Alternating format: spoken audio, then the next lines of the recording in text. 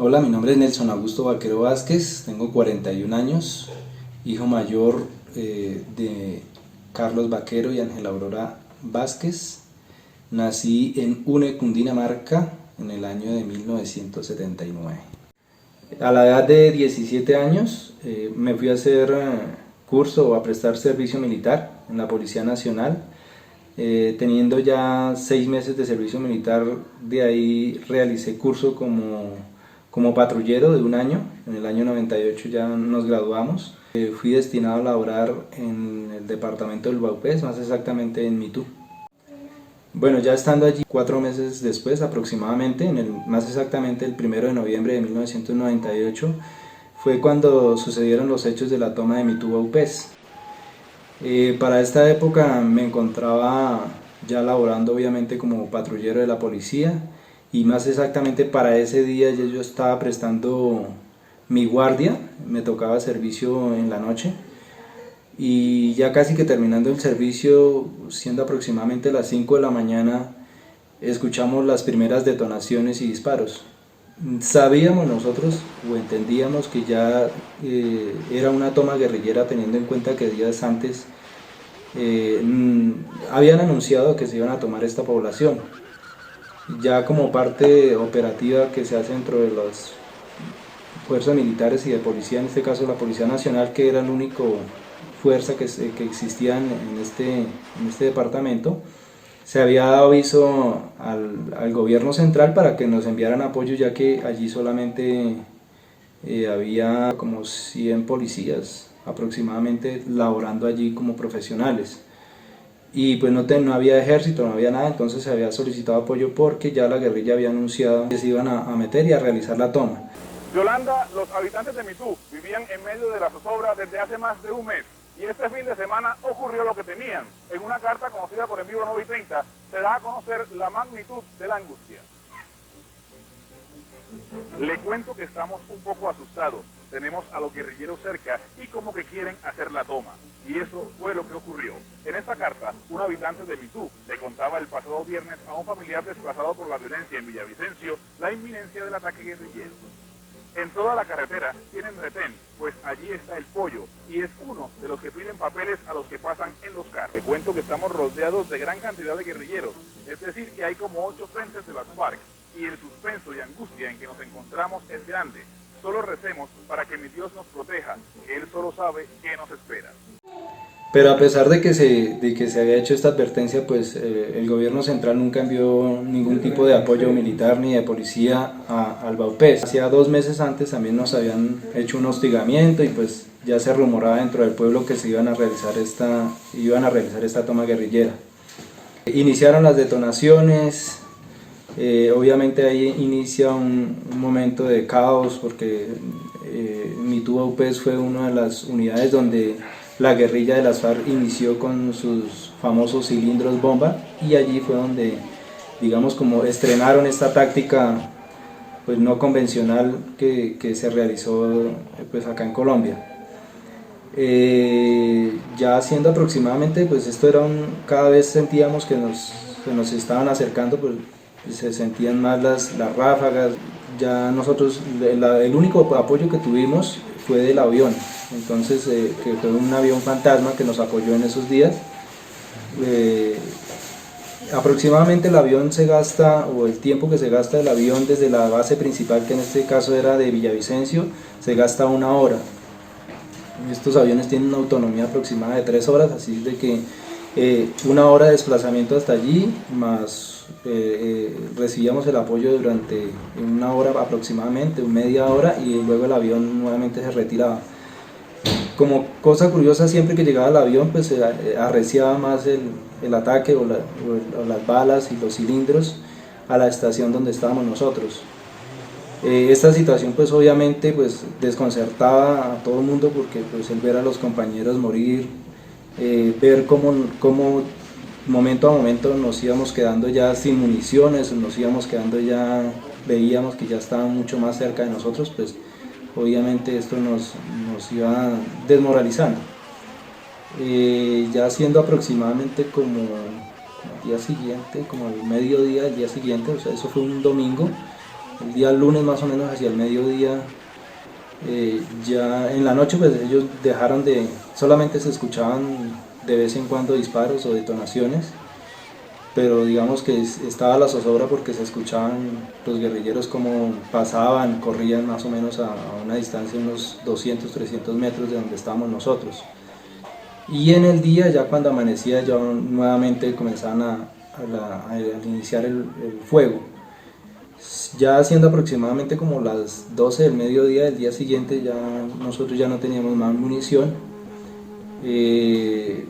Los primeros policías que la guerrilla toma como rehenes era para ese entonces mi coronel Mendieta y mi coronel Guevara. Y eran los dos que estaban ahí, pues ya ellos nos indicaban pues que nos entregáramos porque igual ya no teníamos más salida y ya estábamos arrinconados.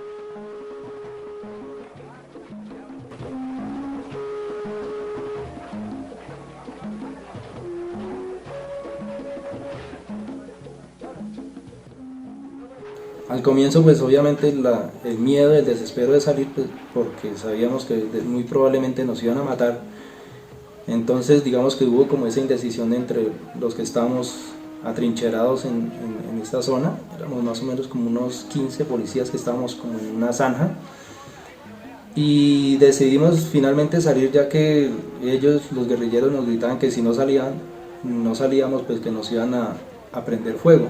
Resulta y pasa que al lado donde estábamos nosotros habían unas canecas de gasolina, y esas canecas de gasolina, que eran las que utilizamos para una planta eléctrica, porque Mitú no contaba con luz eléctrica, sino funcionaba era a través de plantas, entonces eran bastantes gasolinas, canecas de gasolina. Ya comenzaron ellos a regar esta gasolina por encima donde estábamos nosotros, entonces al ver de que nos iban a incinerar, pues dijimos no, pues por lo menos si nos van a matar, que nos maten de un tiro y no que nos vayan a quemar allí vivos, para que después por lo menos la familia nos reconozca o nos pueda identificar. De allí ya salimos, nos comienzan a requisar, a mirar que no tengamos armas, y nos van sacando hacia la orilla del río. Y de ahí nos reúnen con otros policías que han tomado de otros puntos, digamos, de la misma estación, y ya nos sacan hacia la parte ya de las afueras del municipio de Vaupés. 3 días después del ataque de las FARC a Mitú, las fuerzas militares no han podido tomar control del municipio. Las operaciones aéreas en los 3 departamentos vecinos, Guaviare, Vaupés, Vichada y Meta, están suspendidas. A esta hora Mitú sigue aislada e incomunicada. Los medios de comunicación tampoco han podido llegar. Ya para lo que correspondió al secuestro en el que estuvimos nosotros, en poder de las FARC, inicialmente más o menos duramos como unos 8 días desplazándonos por las selvas. Generalmente en el día nos desplazaban caminando entre la selva, y en las noches nos subían en lanchas y comenzábamos a andar por los ríos y riachuelos que habían pues en esta zona que es selvática. De ahí ya comenzamos, digamos, que a establecer, digamos, ciertos puntos, entonces, las famosas campos de concentración que se vieron por televisión, y allí pues estos campos ellos los armaban en una semana, duraban exactamente 5 días, duraban armándolos, porque ellos cargaban todos los elementos para cortar la madera y el alambre y toda esta cuestión, para armar estos cambuches o estos campos de concentración.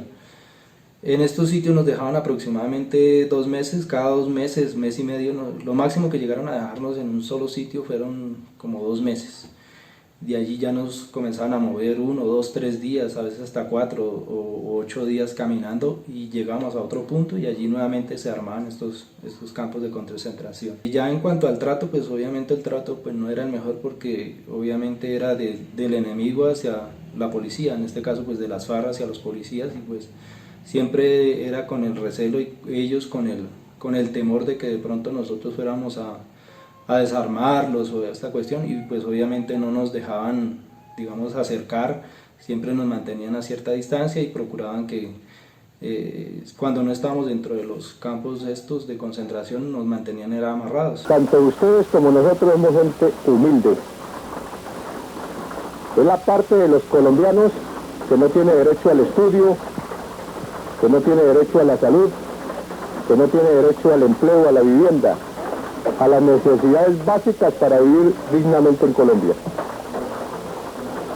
Los reclutan para la fuerza pública para defender una clase oligárquica con un estado represivo. Nos enfermábamos mucho de enfermedades gastrointestinales. Por ser una zona selvática siempre vivimos enfermos de paludismo. En el caso mío me dio paludismo 17 veces, leishmaniasis.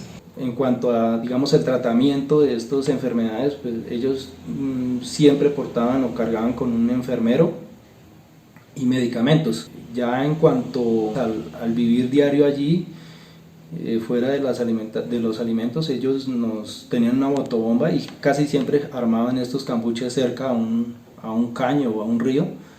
Entonces con las motobombas nos instalaban agua al cambuche y este llegaba, digamos, como a un tanque que lo armaban con madera y le ponían plásticos y ahí armaban el tanque. El agua siempre era, digamos, como la zona o el tiempo de baño era a las 8 de la mañana y a las 3 de la tarde. Para dormir, pues obviamente dormíamos dentro de del enmallado que ellos tenían, armaban generalmente una casa. Para la toma de Mitú fuimos secuestrados 61 compañeros, 45 éramos policías ya profesionales y los otros 16 fueron auxiliares bachilleres que ellos pues la labor de ellos es un servicio ya más social, ellos inclusive no manejan armamento.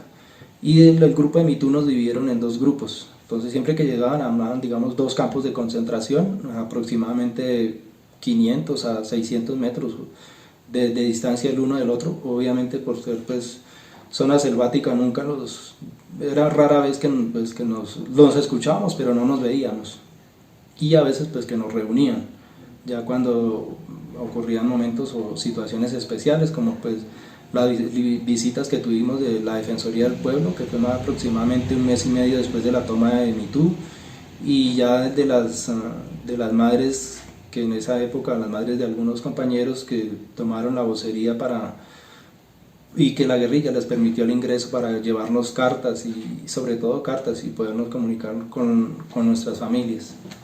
Bueno, ya en cuanto al trato emocional o la parte emocional que se vivía en estos campos de concentración, pues obviamente pues era muy difícil, ¿no? O sea, siempre se vivían momentos de tristeza, desesperación, el hecho de estar allí encerrados y que al comienzo siempre había como una expectativa de que íbamos a salir pronto, pero luego esta expectativa se fue convirtiendo ya en incredulidad, porque para esa época fue donde hubo una mesa de negociación con la FARC, pero nos decían que en un mes muy probablemente nos iban a liberar y se pasaba ese tiempo y ya uno, digamos que perdía la confianza en eso y ya uno ni les creía, porque decían que en un mes los vamos a liberar y lo que pasaba era que en un mes nos cambiaban era de sitio de campo de concentración, más no de que nos fueran a liberar.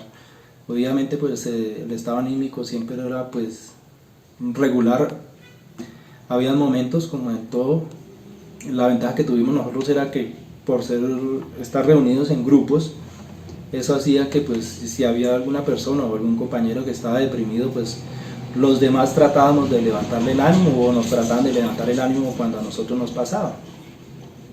Por eso en estos campos de concentración se forjaron muchas amistades dentro de todos nosotros, ya como policías, y digamos que se convertía ya era como una hermandad. Después de llevar más o menos los 2 años y 8 meses, casi 3 años de secuestrados, de un momento a otro nos dicen que van a haber unas liberaciones. Teníamos la posibilidad de escuchar radio, ya que en la primera visita que tuvimos de la Defensoría del Pueblo, más o menos al mes y medio de la toma de Mitú, ellos nos habían dejado unos radios y a través de esos radios solamente en la noche escogía, digamos, la emisora y por ahí era donde escuchábamos las voces del secuestro y muchas veces pues daban la noticia y pues nos enteramos después más o menos como un mes que ya los habían liberado a nuestros compañeros y a varios también de las diferentes tomas guerrilleras que para ese entonces se encontraban secuestrados.